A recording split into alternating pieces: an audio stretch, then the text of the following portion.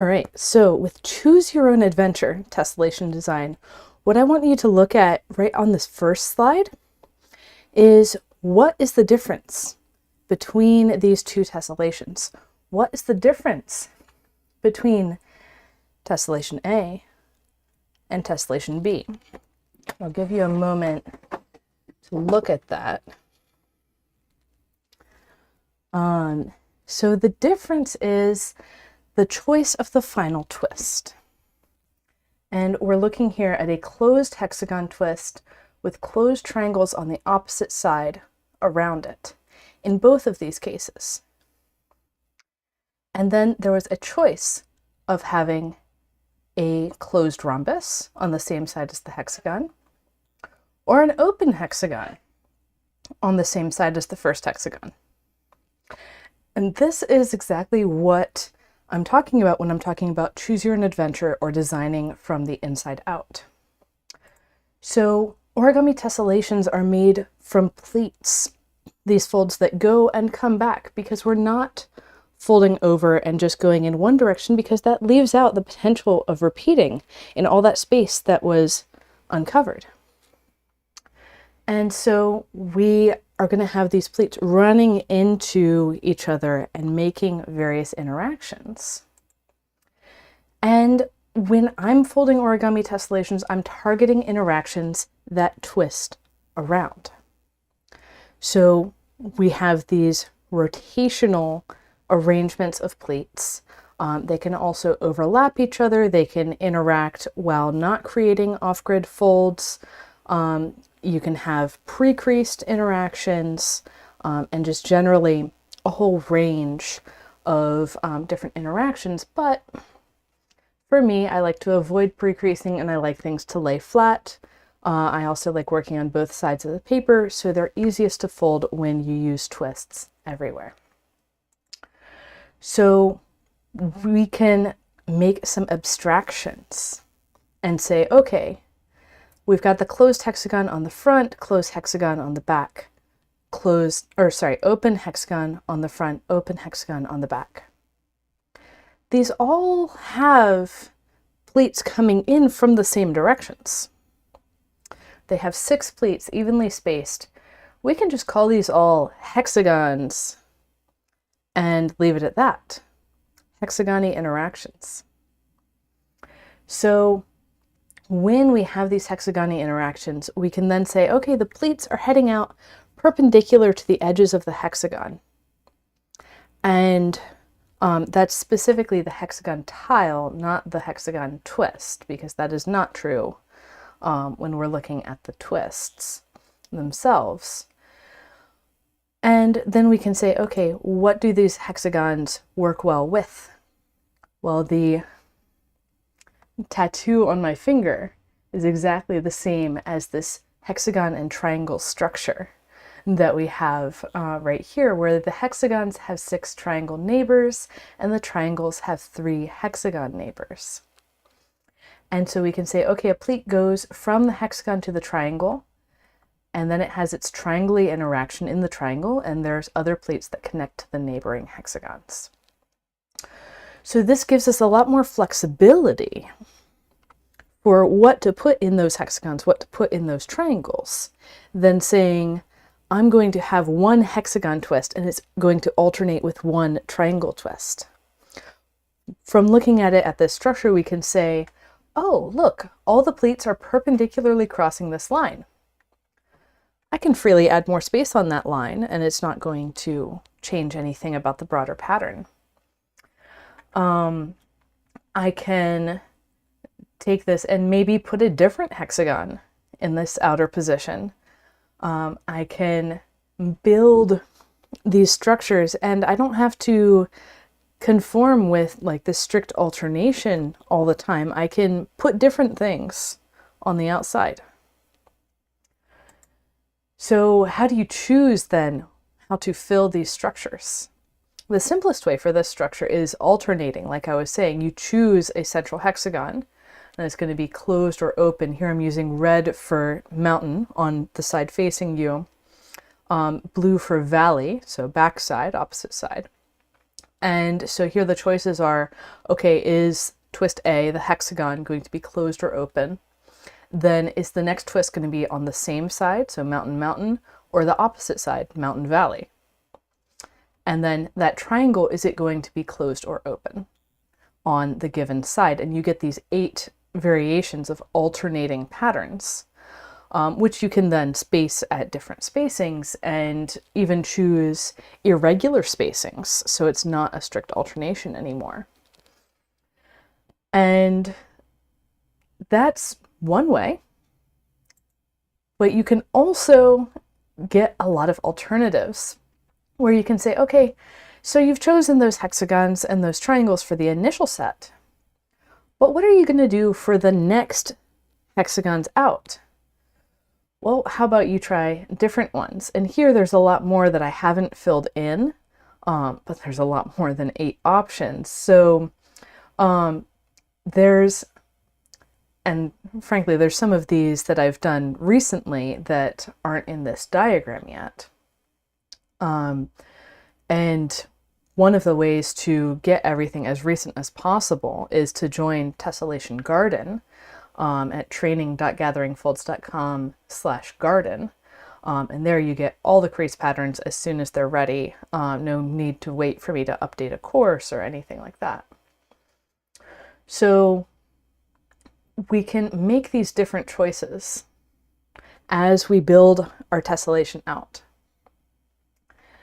So we have our tiling where we're saying, okay, we're starting with this and we're adding this shape and we're adding that shape and we're adding the next shape. And we have how we fill the tiling, which is we start with this one in the center and then we put these ones next to it and then we choose, are we going to have the same ones or different ones, and build out. So building out from the center, this is a theme. And how do you fold tessellations? Also, start in the center, build out in concentric rings around the center. Like this animation. So no matter what twists you're using, you're building out from the center in the same order. Which means that you can do all 3 of these steps of deciding what shapes you're using, deciding what twists are going to fill those shapes, and folding the tessellation at the same time. So this is designing from the inside out. Choose your own adventure. Tessellation design. So when you do this, you can come up with some pretty crazy patterns, including this one on screen, which is very literally something that I did with this process.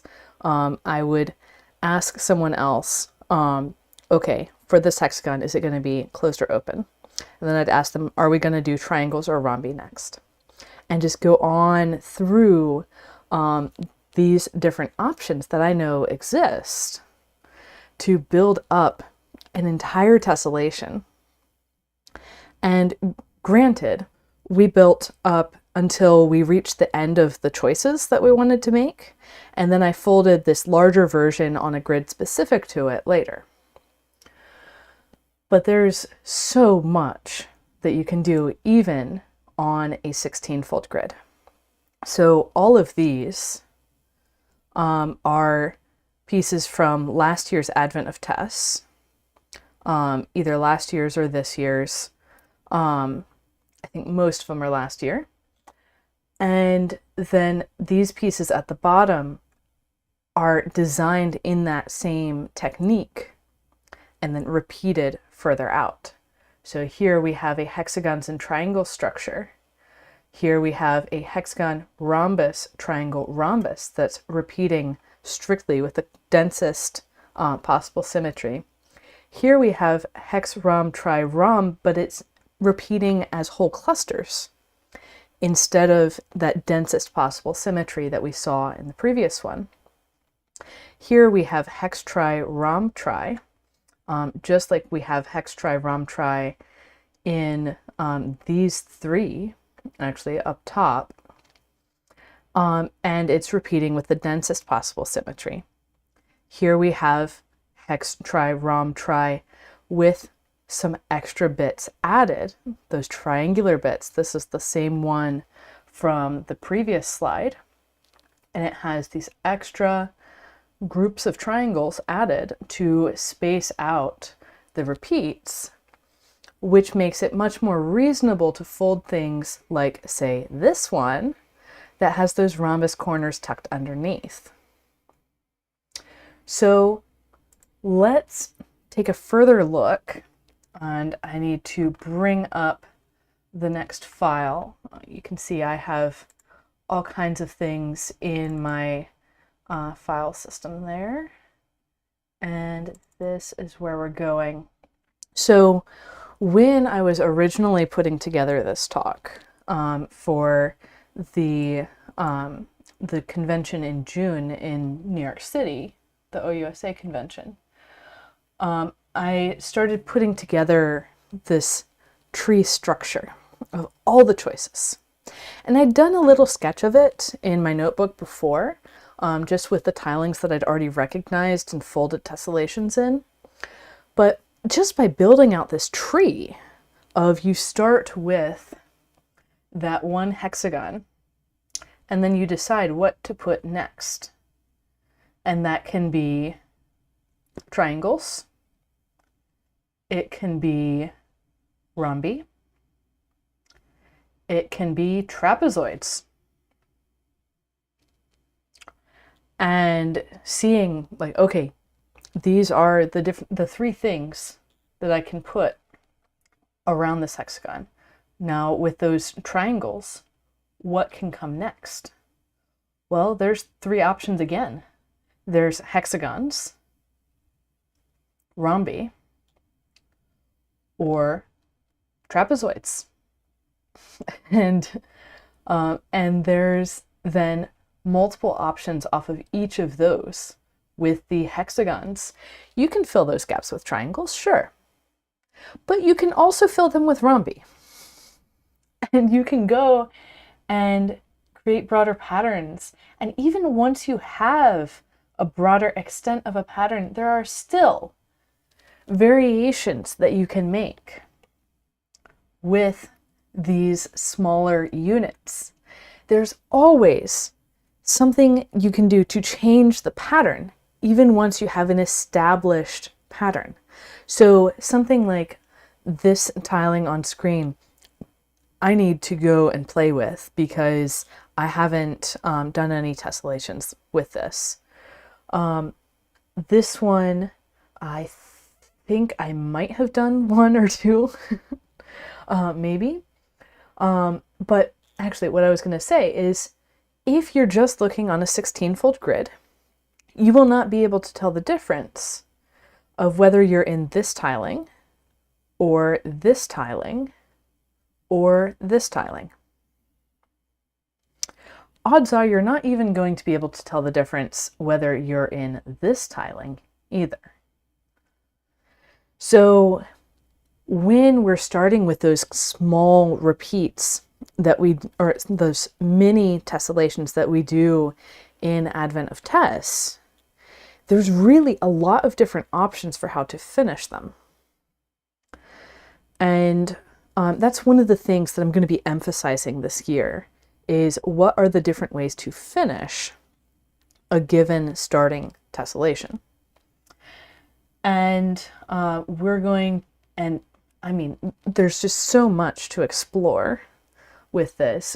With the rhombi, you can take that and have it be like, have that unit describe all of the symmetries in the piece and have it come out like this. Or you can say, you know, I want the expansion. I want to have those groups of 4 triangles that I was pointing out earlier on. I want to have weird positions of hexagons in the middle of all of this. I want to have an expansion that's even bigger, that goes with these triangles and rhombi from outside of the next ring of hexagons instead of the central ring that you would get on a 16-fold grid. So even when you go hexagon, triangle, rhombus, there's still so many options So many options. And then that's getting into the trapezoids, these options that I just am introducing this year with Advent of Tess. There's 3 shapes that can follow up from a trapezoid outside of a hexagon and triangles. We've got these 2 different stretched hexagons. So each of these shapes and these shapes have 6 sides. And then there's also a rhombus option, the stretched rhombus, those mixed depth twists. And those can be finished. And here I have in one way for the rhombus. You can also see a second way of finishing it.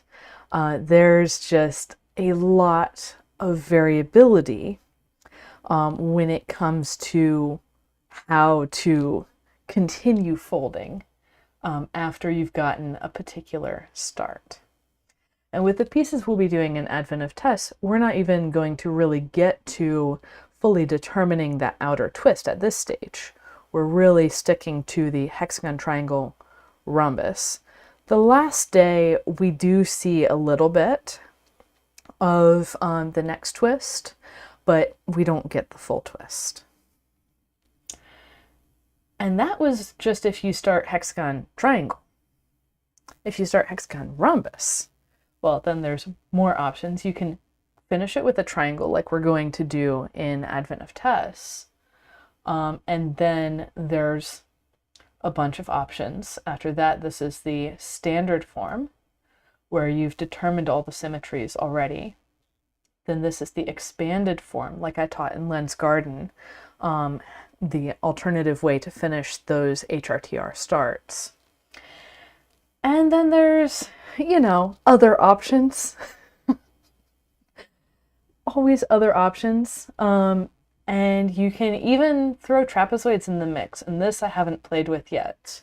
But it has the look of something that would actually have a lot of flexibility. Because one of the things to be careful about with the rhombus twists, especially, is that when you're building from the inside out like this, you're often going to run into places where you need the plates to be in certain locations in order to get rotational symmetry around a rhombus, but that arrangement of plates will not lay flat. But with this particular expansion, it's putting those next locations of symmetry in the gaps between twists, which will always work out.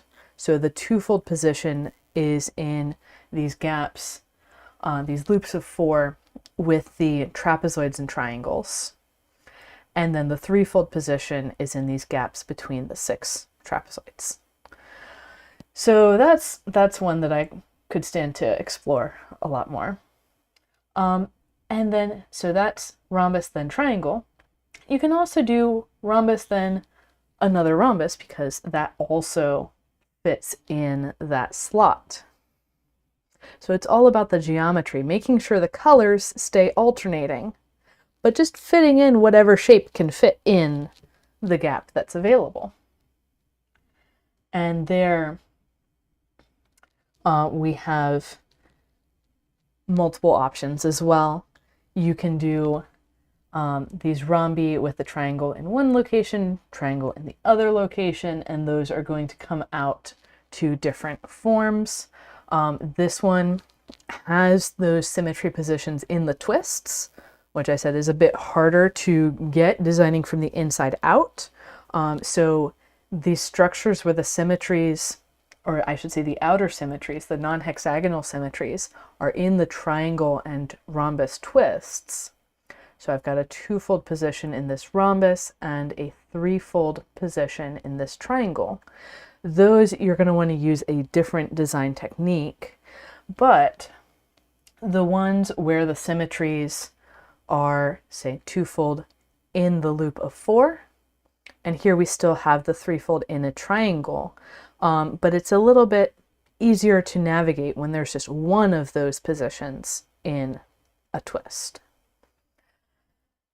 And then, of course, we can do a trapezoid directly off of that hexagon. This is an option that I don't usually give people when I'm doing the game of, okay, what are we going to fold next? What are we going to fold next? Partly because it's a third option off of triangle or rhombus. And partly because this is a branch of the tree that I really haven't explored much.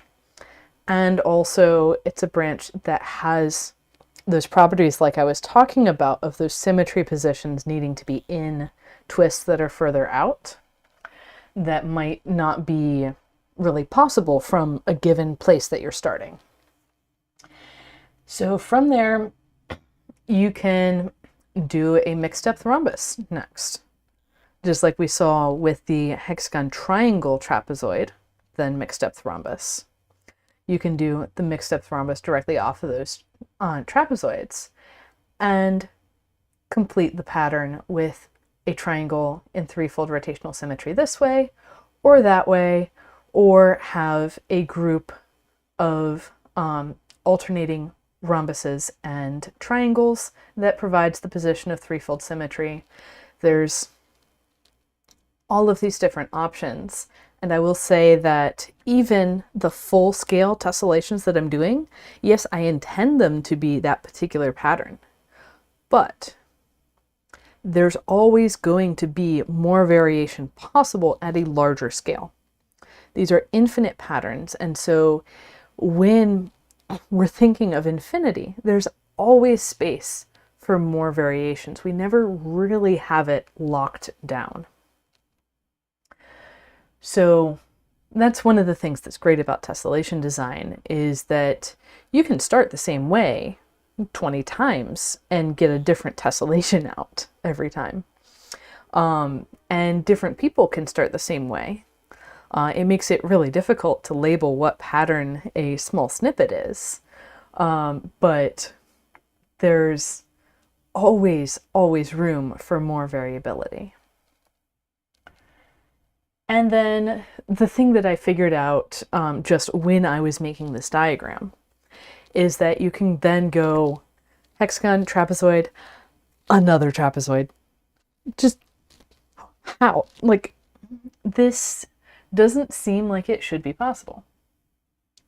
And not only that, but there's 4 different options that I figured out just from close observation and a little bit of experimentation. Like, wow. This one uses all triangles to resolve everything. This one uses triangles and trapezoids and these bonus hexagons. This one uses triangles and trapezoids and, as a bonus, has this outer symmetry positions in between twists instead of inside of twists. So that's going to be easier to find further designs. And then this last one it just like has layers of trapezoids between and around each of these central clusters. So here we do have the symmetry in this white rhombus, or did I say trapezoids? I meant rhombi around everything. Like these crinkly chevron rhombi patterns around literally everything. And it also has a symmetry position in a triangle twist. So there's different ways of figuring out like what exactly do you want to have happening, and there's room for another style of design, which I call designing from the outside in, which I have a complementary lecture to this one in advanced twist techniques of designing from the outside in, and with examples and crease patterns, etc. But for right now, let's go ahead and do a demonstration of how this works. So I'm going to go over here and make it so I can see the chat. So Now I see your question, Chris. The white is the left-handed twist. So you've got right-handed and left-handed twists, and you need to have those connected directly to each other so the pleats are going in the same direction as they go from one twist to the other.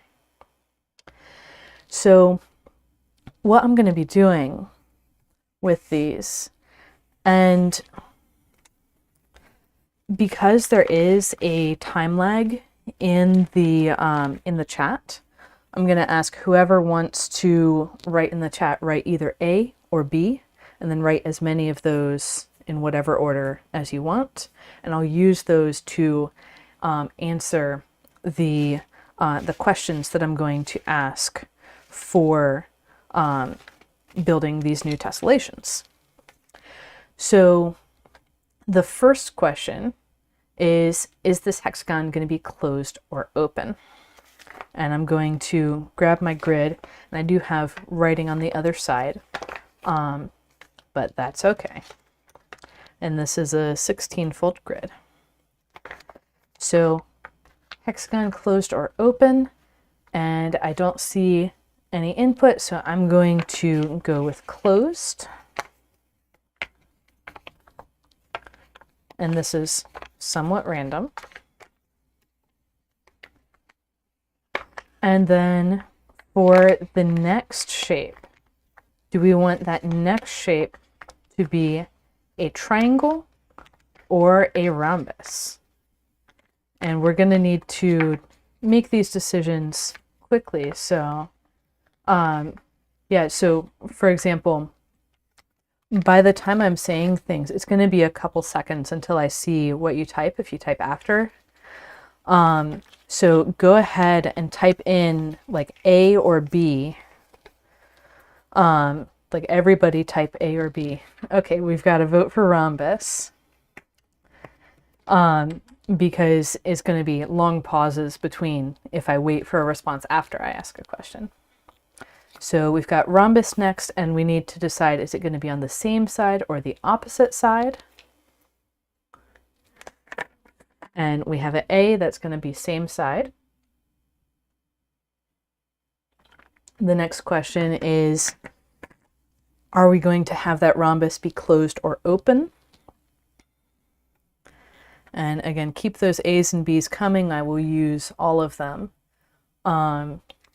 So just, if you want to type A, B, A, B, A, B, A, B, B, B, A, B, B, B, A, whatever you want to type in the chat. Got a B, so that's going to be an open twist on the same side. I'm going to make an executive decision that it's going to be at this spacing. So I'll zoom in on that. I'm using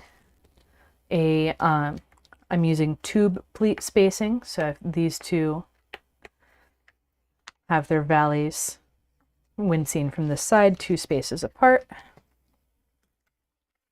And I can go around, and I believe this is day either 15 or 16 from last year's Advent of Tess. It's either Open Stars or Open Suns. And we do still have choices here. We can decide, is this going to be in the densest symmetry, or is it going to be in the less dense symmetry? And so we have one more piece of input there, and I'm going to take that as closed on the triangle twist on the back. Although it wouldn't necessarily have to be a triangle, but that is all we're going to get on this grid. And yeah, so for the person who commented and they didn't know this is how tessellations are designed, I would say this is how my tessellations are designed. I don't know how many other people design this way, but like I was saying, there are so many tessellations to explore. I'm more than happy to teach everybody how to design this way and give them the computer drawing tools to do this on the computer instead of directly in the paper. So you can then go and backtrack if you run into a situation where you want a twist to be in a particular position of symmetry, but the choices you made earlier don't allow that. So that's why I do my designs mostly in this method, but mostly on the computer. And it's faster than folding the grid for everything. So when I'm drawing my crease patterns, I'm drawing them very much in the same way that I'm adding twists to the paper. I'm starting in the center and saying, okay, I need that right-handed closed hexagon block. I'm going to stick that in the middle of my crease pattern drawing. And then I'm going to need the left-handed open rhombus block on the same side, and I'm going to connect that in. And then I'm going to look at the interaction between the two rhombi and see what can go there. In this case, it's a right-handed closed triangle on the back.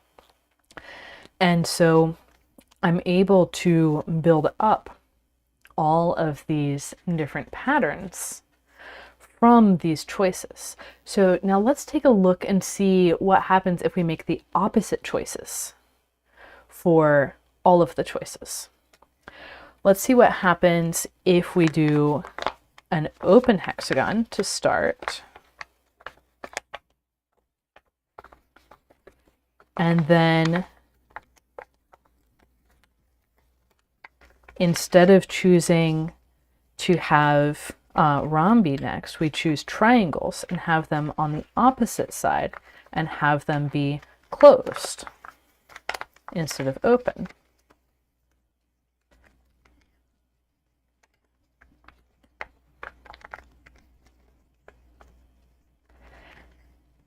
And then we're going to need to make another decision.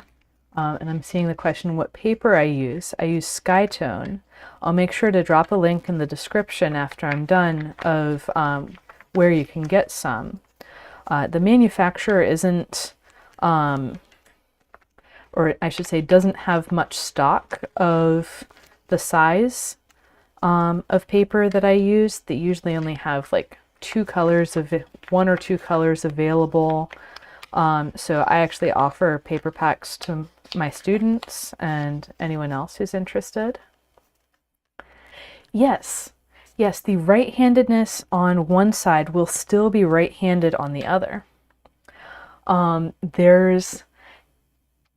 this is something I didn't realize until I started teaching, is that when you have a right-handed twist on one side, the other side will still be right-handed. And the only way to take a twist that's like folded in the paper and transition it from right-handed to left-handed and put it on the other side is to completely reverse all of the creases. So we're able to reverse that, and now it's left-handed on both sides. So that's cool. And so now by making the opposite choices, and then here we chose with this closed triangle to have dense symmetries, and really we just left the possibility open for dense symmetries. We don't have to comply with that further on. But here, let's make a choice to do less dense symmetries. So that means either a rhombus or a different hexagon. And I'll see what y'all choose of rhombus or different hexagon or trapezoid. Frankly, that's an option too. And we're able to generate these possibilities.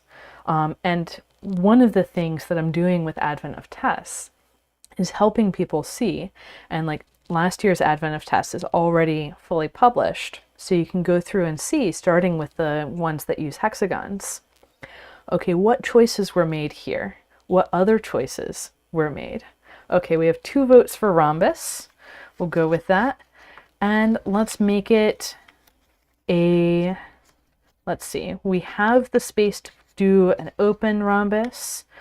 And that one, if I remember correctly, I did the closed rhombus in last year's Advent of Tess. So yes, exactly. So trapezoids in this situation have 2 different options. So there's the option that connects like this, and there's the option that connects like this. So this is putting the double depth plate in different orientations relative to the center. So let's run that back again, because a trapezoid functionally is half of a hexagon. And so you can have this situation where you choose which half of a hexagon you're going to put in this block that could have a full hexagon.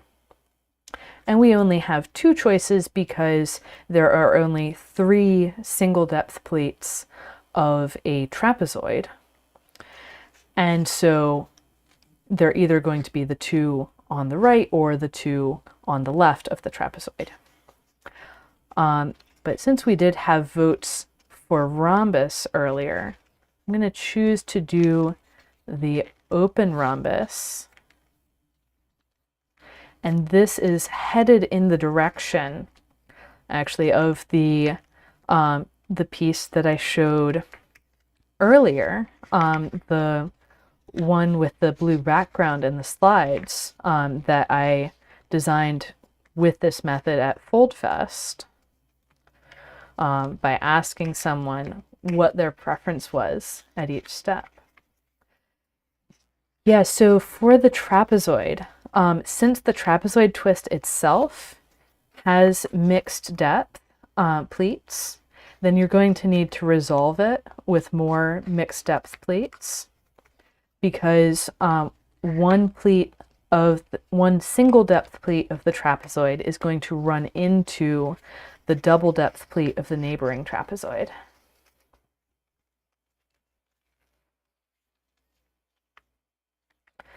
Yeah. So we're able to have all of these different options from the same starting grid, like hundreds and hundreds of different options, even when we're still staying on the 16-fold grid.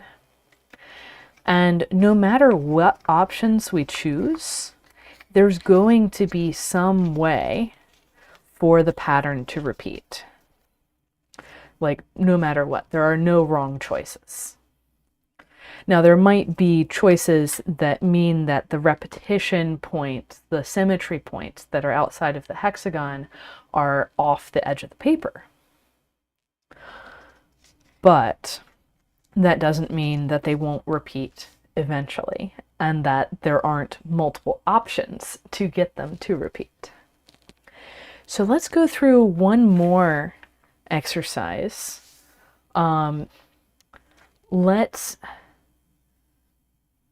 Let's open it up for the chat and say, okay, starting hexagon, do we want to do open or closed?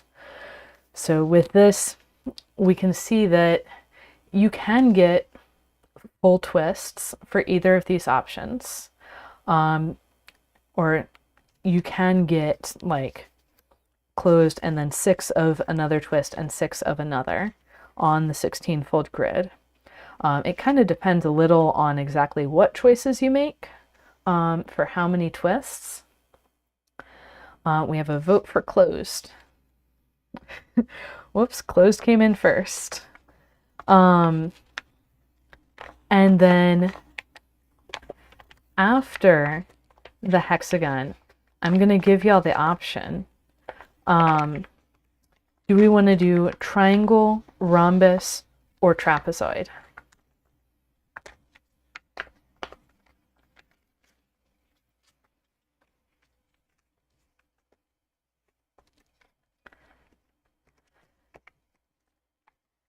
And every time I do trapezoid here, I come up with something I've never seen before. So one of the things that is interesting to think about. All right, we've got the vote for trapezoid, 2 votes for trapezoid. One of the things that's interesting to think about with tessellation designs is that exactly what you just said. So we'll have at some point all of the options on a certain size of grid already discovered. And I haven't figured out all of the ones on 16-fold. I mean, I could go through systematically and do that. But it's at a point where there are literally hundreds of different options on this amount of grid. And actually, while I'm chatting about that, I'll leave it up to y'all. Is the trapezoid going to be closed or open? And is it going to be on the same or the opposite side as the hexagon? So even with like having that branching tree that I'm moderately certain is complete to like the 3rd twist, but it doesn't include things that are not standard. So when I'm folding, I'm sticking to pretty standard shapes. I'm not doing, let me see where my demos of these are. I'm not doing this teardrop shape or this pentagon, or there's also a kite shape somewhere if I can find it. So we have, yeah, computer aided would be helpful on this. And it appears that I've misplaced, there it is. There's also this kite shape. So these are also things that could interface with the options that I already have. And the other thing I'm going to say is so we are only exploring the options that start with hexagons. We're not exploring the options that start with 6 triangles. We're not exploring the options that start with 6 rhombi. We're not exploring the options that start with 1 triangle in the center. We're not exploring the options that start with a hexagon in the center and then have 3-fold rotational symmetry in that hexagon instead of 6. So there's a whole other grouping of things that are less well behaved. So I'm not seeing people have opinions about which trapezoid we use and on what side. So I'm going to say that we're going to use a open trapezoid on this side, and we're going to have it orient this way.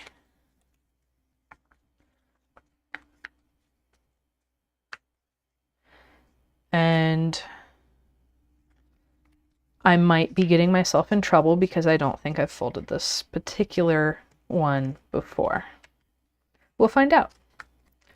So here I have my next pleat going back into what I've just made. And I have some options of how to resolve that. Right now, though, I'm going to hold that trapezoid flat and fold through it, figure out what I'm going to do after I squash this twist.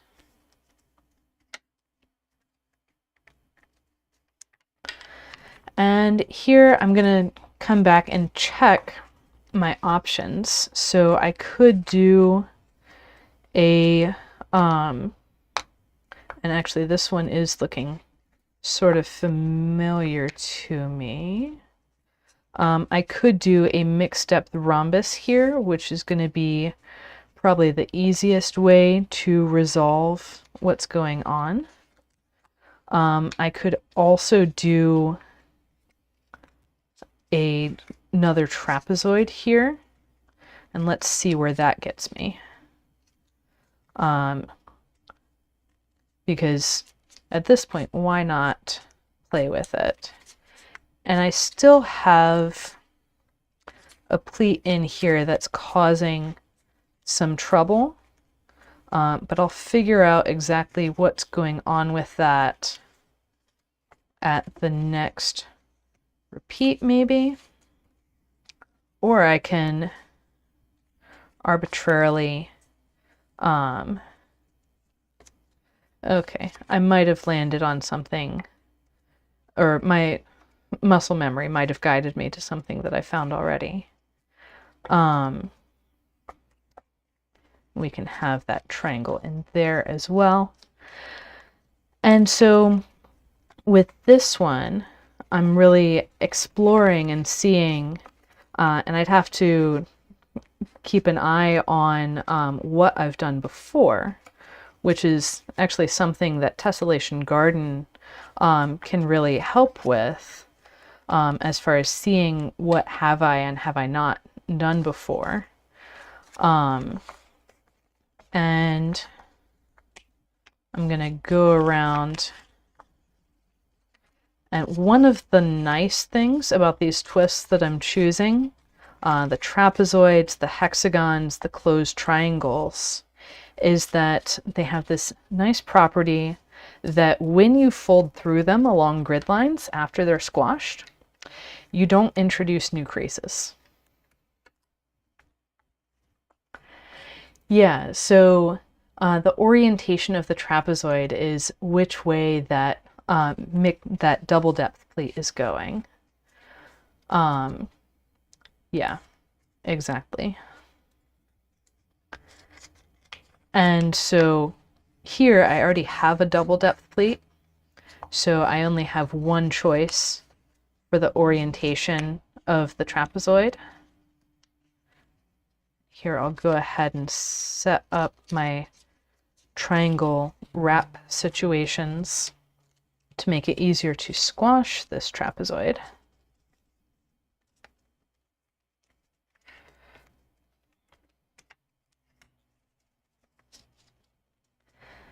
And frankly, this particular tessellation is dense enough that I would consider pre-creasing if I was using a larger grid.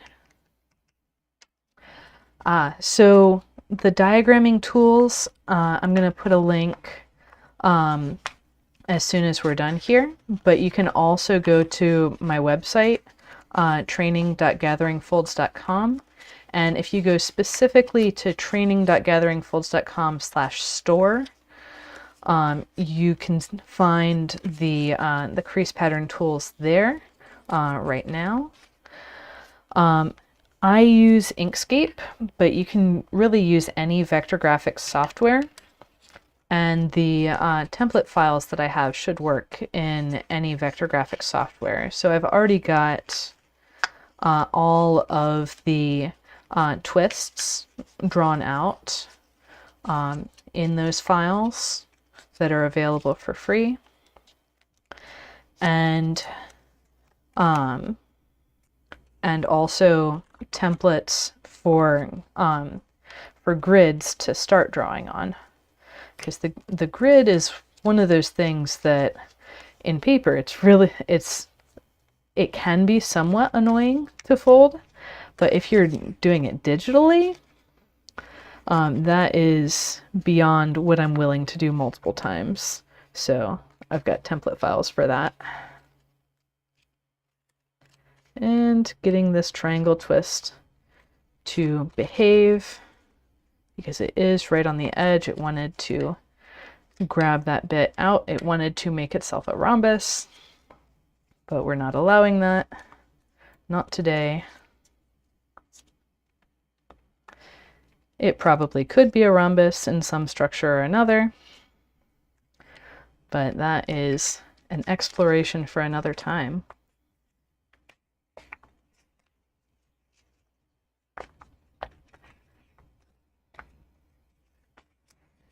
And so there's very possibly a better folding order for this one in particular. But on a 16-fold grid, you can really get away with doing a bunch of air folding and then figuring out how to fold things cleanly after you have the crease pattern and all of the other associated bits. So in here, doing this.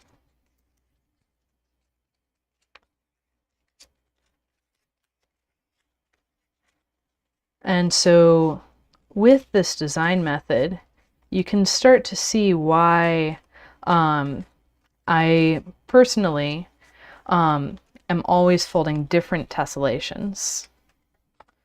So there's just so much to explore that I try to always fold a different tessellation every time I sit down to fold a large piece.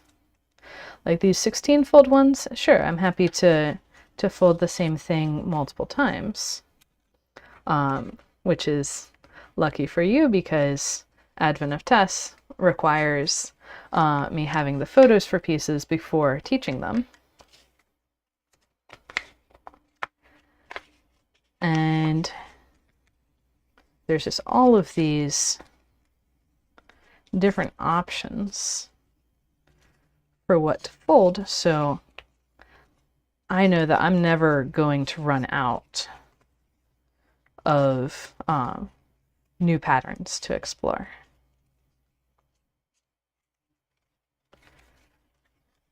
So get this one into place. So you can see some of these 16-fold things have more twists than others. Like this one, we got the 6 trapezoids around on one side, and now we're doing 6 trapezoids around on the other side, and also 2 triangles for each of those secondary trapezoids. So we're actually getting 4 times 6 plus 1, 25 twists on this 16-fold grid, whereas the previous 2 examples only had 13. And that's something that you can find with a lot of patterns. There's just a very different density of folding.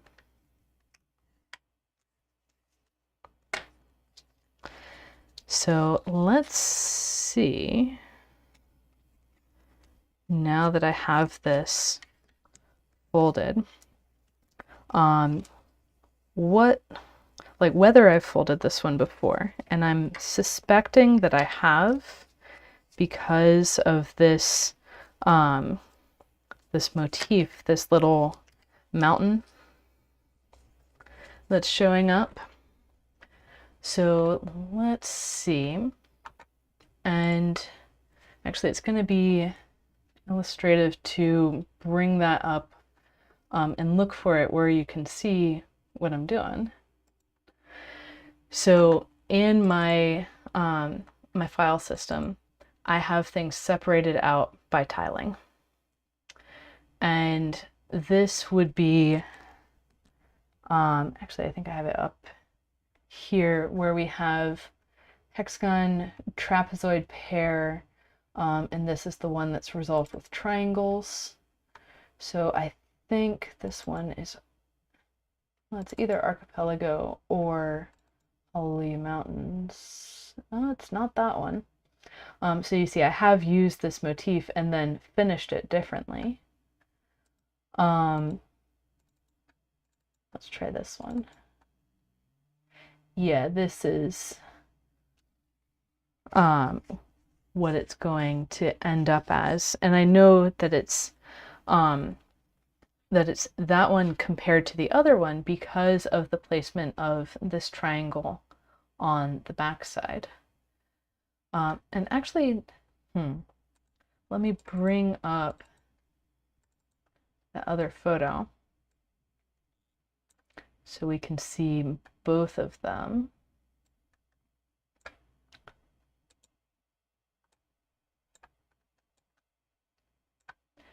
Okay, so here we have, actually we have that triangle on both of them. We have exactly the same star on both of them, actually. The difference between the two is whether the next triangle is on the same side as the mountain motif or on the opposite side, and what the size of that triangle is. So here it is on the opposite side. It could be spaced a little bit closer to these other triangles. Here we have the super dense spacing. So even with this particular one, where we're going hexagon, trapezoid, other trapezoid, two triangles, there's still options for how to complete the pattern. And this choice of triangle, so that would be the triangle in a position of threefold rotational symmetry, these white triangles, the left-handed ones.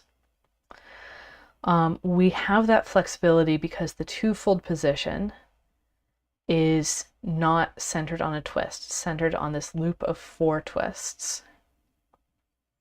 And there's just so much flexibility that comes from that. So that's what's going on there. I'll come back to where I can see the chat. And yeah, so muscle memory definitely plays a role. When we have so in the presentation, I had a slide here where we could see, okay, how do we fill this structure? And we have this branching tree. And then we can have different options off of that. This is how I think about how to say, okay, I've filled all the options or I have not. Likewise with the tilings. Have you plugged in all the shapes that could possibly plug in there, or have you not? And that mostly comes down to having a catalog of what shapes are possible, and then being really strict about, okay, I have this angle to fill and I need to fill it with one shape, or I have this angle and I need to fill it with 2 shapes. What are my options? And just seeing all of those different varieties can really give you more confidence that you have or have not done a full survey. So yeah, there's all kinds of ways to take a look at this. And actually, so yeah, text-based or symbolic way to describe a given tessellation, that is something that I haven't fully developed. I have mental models for it of okay, and actually some of my early tessellation designs are based on that, although the description has to be much longer than I would like a name to be, so I started shortening them. So the combination of of the tiling and the choices in the tiling is really what defines the tessellation for me. So something like this pink one, I would say, okay, this is in the hex-rom, tri-rom tiling, and I'm going to go ahead and specify that it's that tiling instead of the hex-rom, tri-rom expansion. and that means I have 3 choices to fill in the densest symmetry application on that tiling. I have what's the hexagon, what's the rhombus, what's the triangle. And so notice I gave those caveats of I have this much of it. It could belong to this other tiling as well. I have this much of it. I need to specify that these are the symmetry positions. And once I've specified that those are the symmetry positions, then I can say, okay, this is all the choices that were made. But if I leave that unspecified, well, then there's other applications of symmetry on this same tiling, and there's all of these different choices that could be made. So I don't know that anyone has made a tool like that before, but the file structure that I was showing with me being able to look up things directly based on these choices that were made is the same file structure as I have in Tessellation Garden. And I'm going to make sure to get all of those links up as soon as I finish this stream. So unless there's some burning questions right now, that is going to be all for this exploration of tessellation design from the inside out. And again, I do have more information on that inside of Advanced Twist Techniques, as well as the designing from the outside in, like I brought up with those tilings that have symmetry positions in particular twists. And those twists, like triangles, squares, that may have folding options for all of the pleat arrangements, but you need to pre-crease them, or rhombuses where you have folding options for some arrangements of pleats but not others, then you want to design in that other way from the outside symmetry positions in, because the hexagon has no such problem. So yeah, thanks for sticking around with me, and happy folding, everyone. I'll make sure to get those links so you can try drawing crease patterns and exploring these different tessellation options for yourself. So happy folding, and I'll see you for Advent of Tess, because I'm not going to be running streams during Advent of Tess. So see you in the next video on Friday.